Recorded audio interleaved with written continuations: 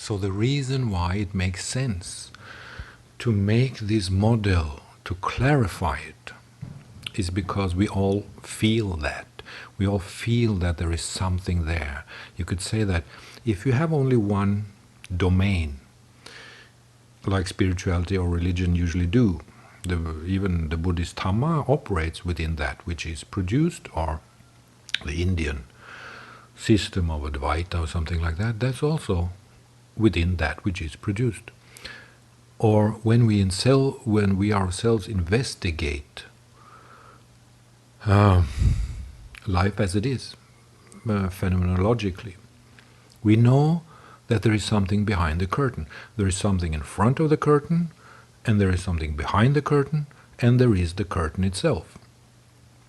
So that's why I want to really address that, because even when we find the model that we think, that's it, that's perfect, that's the truth, that's genius, that's perfect. Okay, and then 10 seconds go by, and there's something in ourselves or in our brain that says, but there's something here. Okay, I understand the teachings or the dharma or dhamma or the truth. I understand that, and that's the truth. Wonderful, great. But there's always a but. There's always a little 5% or 10% that is not included in our model. So I want to include absolutely everything and explain why it is like this. And the model that I found and that I think is perfect because it says everything, is that model consists of 3 domains. The first domain is that which is prior to that which is produced. That which is prior to that which is produced. And then number 2, of course, that which is produced. And number 3 is actually just the brain in itself. The brain as a machine, the brain as an organism in itself that we have to understand in order to understand life and the human being, because everything basically comes from the brain. And if we don't include the brain, if we don't include the science of the brain, then we are actually swimming around in a bypass. In a way, we are swimming around in the swimming pool of Buddhism or of spirituality or of religion. We have to include the brain. And of course there's no contradiction between Buddhism and the brain, because Buddhism includes everything. But so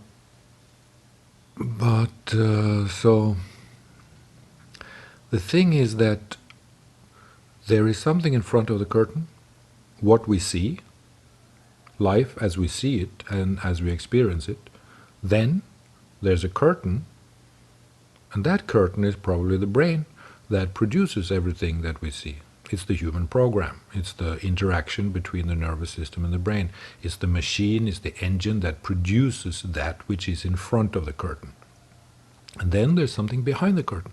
And we can all smell that, we can all feel that. There is something behind the curtain, which is quite easy to explain and expose. Well, maybe it's just nothingness, that which is prior to that which is produced. But I think and I feel that people, when they live their lives, they feel this. They feel this set of 3 domains. They feel that, all right, I perceive everything that's real.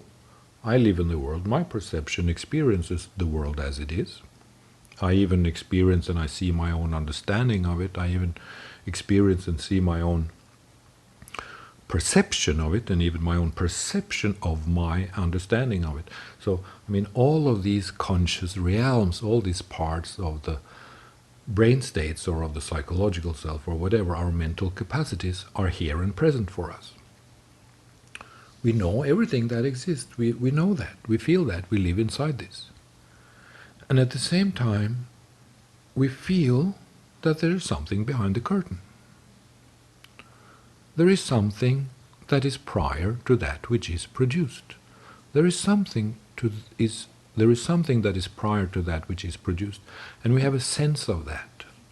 And it's important in my mind to give justification to that, to give credibility to that, to give acceptance to that, that there is something that is prior to that which is produced. We may even call it Buddha nature, that's what Buddha wanted.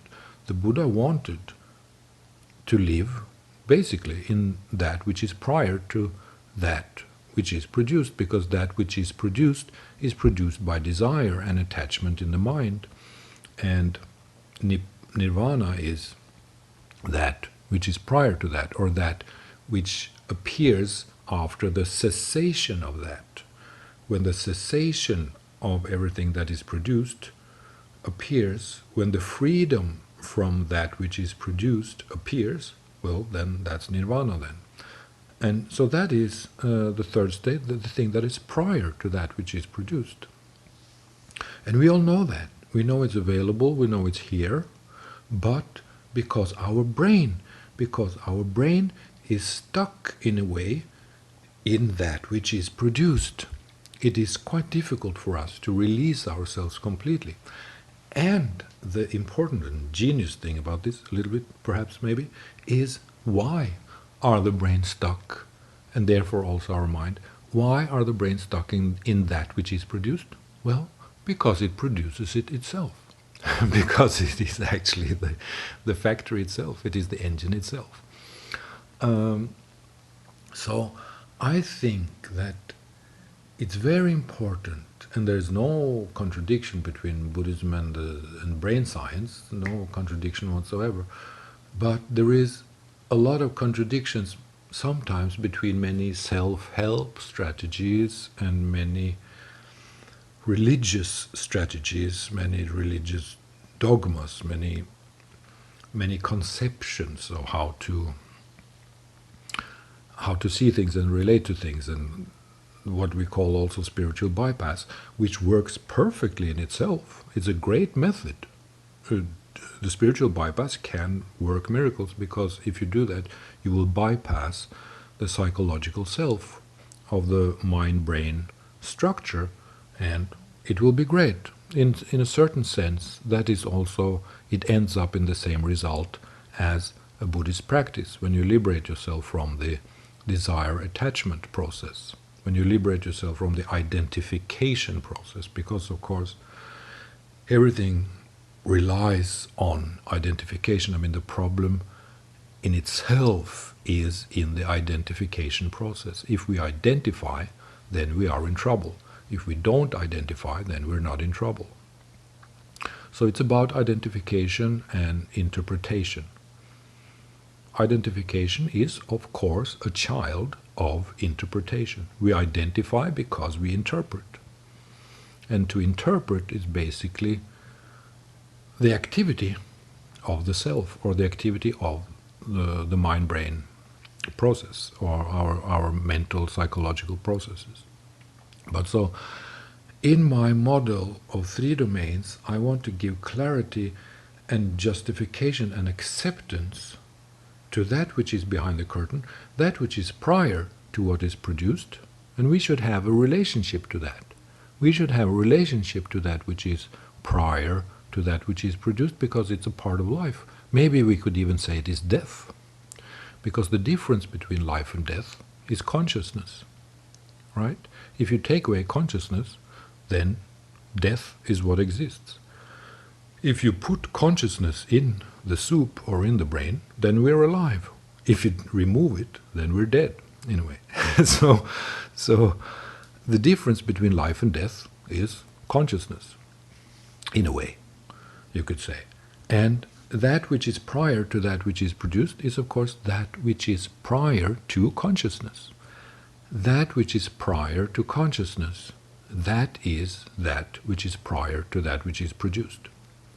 So that which is prior to consciousness, well, you could even say it's the domain of death, in a way, but it's also the domain of purity, it's the domain of nirvana, it's the domain of freedom, it's the domain of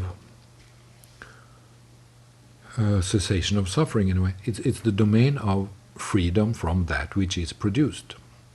And the reason why we suffer is because we live inside that which is produced. That is the precise sentence. We suffer because we live inside that which is produced. All the time we perceive that which is produced. The brain, the pressure of the brain, the mind, all the mind processes. So we suffer because of that which is produced. So if we give acceptance to that which is prior to what is produced, then we have a balance, then we have a 50-50 situation.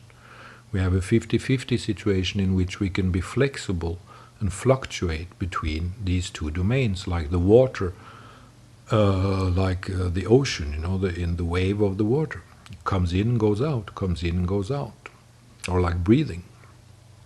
And to make the model complete, to really understand the brain, to really understand neurocircuitry, to understand neurochemistry, to understand the relationship between the nervous system and the brain, to understand why the whole apparatus, why the whole machine works as it does.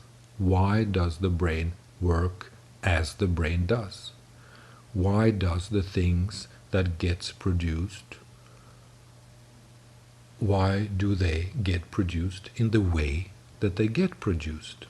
All this is basically decided by neurocircuitry, or by the animal brain, or by the bigger brain, or the small brain, the 200 million years old brain, or by the newer brain, the 100,000-year-old brain, the neocortex.